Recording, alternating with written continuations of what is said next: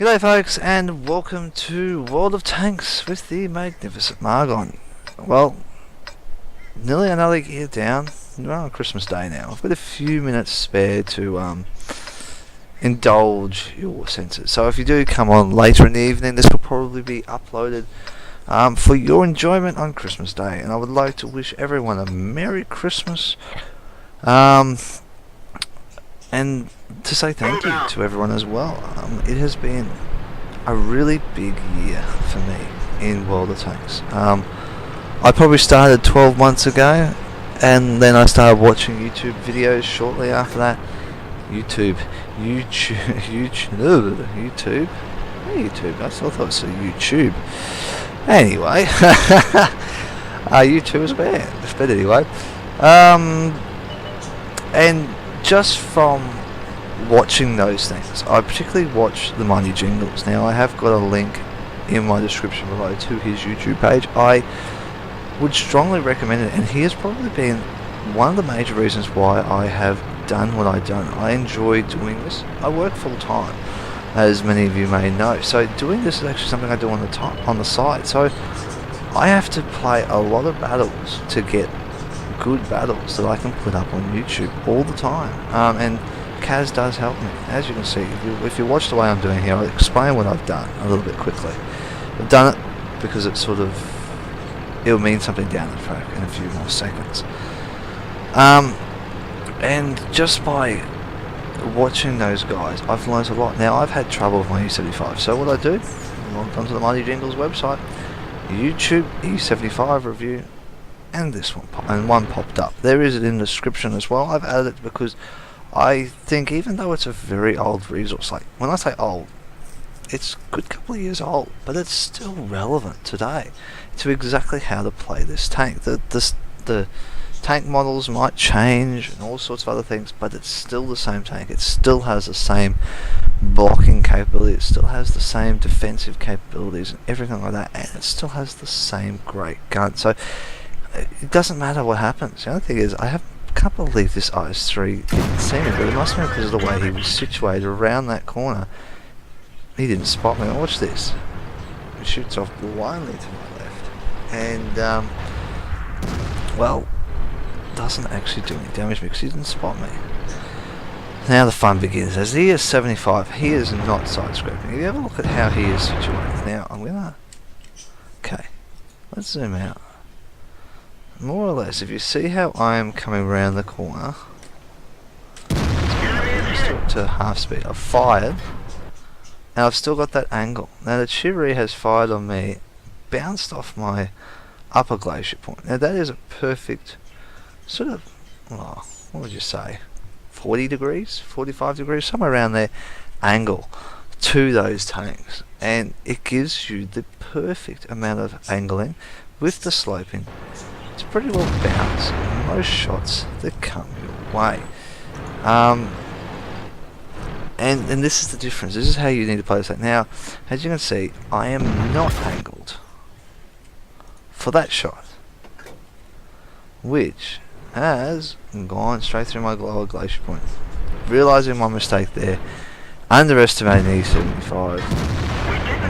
Look at that, 2 more bounces, he got a bounce on me.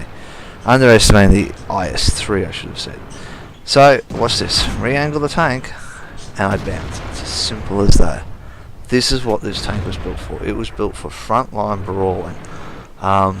Get up there in the face, using obstacles, using everything to protect your lower glacier point, which is the weakest point on this tank. And look at that. I've lost my track. I still haven't lost any damage, and I can accept that. I'm probably not the best angle for the IS3 though. I was worried about this IS3. And that's what concerned me the most. But I knew the IS3 had pulled back, so it gave me the chance to do this. Move out. Hello. You're going to give me that point there?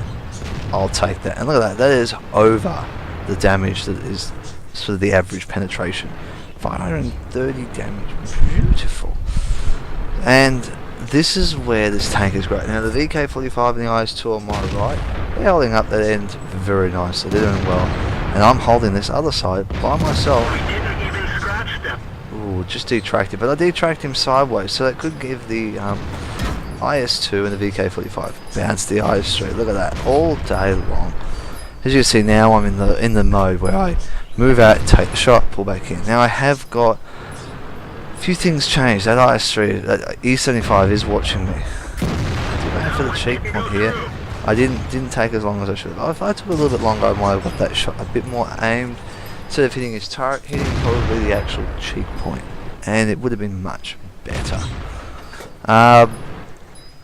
And this is different. Like, look at the other flank. The other flank's coming around there, and look at that. I took my time. I didn't rush that shot. I more or less just sort of faced him and said, "Yeah, come on, I'm here for you." And I thought the prop can go. We don't need him anymore. IS3's coming out. I pull back, wiggle my tank in, pull back forward. The track's hitting his shot. Perfect. Poor IS3. All day, buddy. All day. I can do this all day. And here come the light tanks and the medium tanks and a couple of TDs from the other flank. Go around now, thinking I better go around and help the VK45. Come round. No, he's only one hit point. Alright, whatever. Now it's just a race to get more damage, basically. And this is how this tank should be played. I can't find any other reason to promote the E75 other than after this.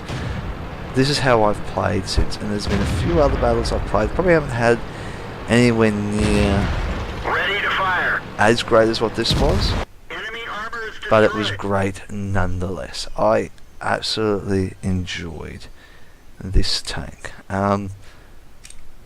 It's a great tank. It is the best tank that I have had in a very, very long time, and I really did thoroughly enjoy playing with this tank on this map. I was probably concerned most of the battle for when that scumbag was actually going to start hitting me, but he actually never came, which was kind of interesting. The S51, I saw it first time on this map and went, "Oh damn, that's the big Russian derp in your face guy. Shoot. Oh, what am I going to do? Am I going to risk this?" It was beautiful. He didn't even go for this flank, or if he wasn't going for me, unless he just didn't have the right angles to shoot me because of the rocks and stuff. I have no idea. And that, or he was aiming for the other side of the map, which is brilliant in itself. But look, guys, don't take it from me. Take it from yourselves. This is how I would recommend playing. I probably will do a review on the E75 down the track once I get a couple of really good, amazing battles. 2,100 damage. I actually took 2,500 damage in this tank during this battle. So all in all, it was pretty good. It was Mastery Badge 2, I believe. But I got a whole heap of other of the new awards with it as well, like Defender and all those sort of bits and pieces. And it was really good, and I loved it. And now I know what I need to do. I can feel everything about this tank working for me. And I think I'm going to be playing a few more battles in this thing. I love my Type 61. The IS8 I don't love quite as much as I thought I would, but I just can't get those tanks. But I'm gonna do what I did with this one. Go off, watch a few reviews, figure out what I need to do, and go from there basically on what needs to be done. So outside of that, guys, look, I can't recommend this anymore. But if you've enjoyed this video, I strongly recommend you watch the Might Jingles review. As I said, it might be old, but it's still a good review. Anyway, I gotta get back to my festivities. A few more bits and pieces to do today. But outside of that, that's the way it goes. So Merry Christmas to you all. I will see you probably tomorrow for another review, some description or battle. That's all that. Enjoy your days today, guys, particularly with all your families and other things. Happy Christmas. Catch you on those battlefields.